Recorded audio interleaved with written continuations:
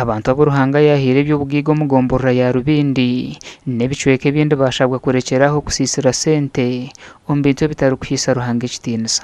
Okushaba oku kwaheebwayo Julius Begumya orumemba wa sinodi y'obureberezi bwa Ankora aha mukoro gw'okusiimiraho Edison ogwakorerwa aha kanisa ya All Saints Church omuri Rubindi. Nyenda kubahamisiriza, nyenda kubihanangiriza ngo mukorera Mukama atari mukuferwa.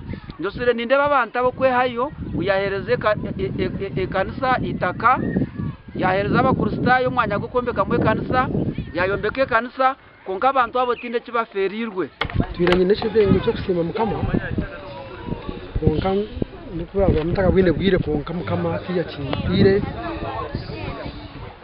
Kandi kibanza cyo kubanza kikaba kijyo mu resolution zanjye zo mwaka bamusime Mukama abo muhereze nambo mu bintu by'ikimekwanyi ko mwaka ogu. Frank Tugarirwe owabomburiza umukuru yashaba abantu kugira umutima gwo kusima Ruhanga ahawe birunje byabakorere.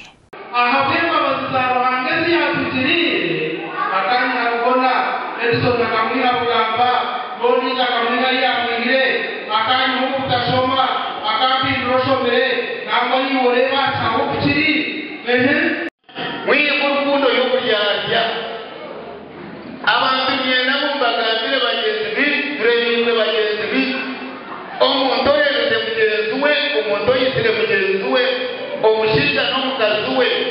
8,724,25 nizo zarundanwa aha mukoro ogwo kandi niza kukoresibwa aha murimo ogw'okumaliriza ekanisa eriyo neyombekwa. Ndi Stuart Twine Omujuni na Sengendo Abdukalim.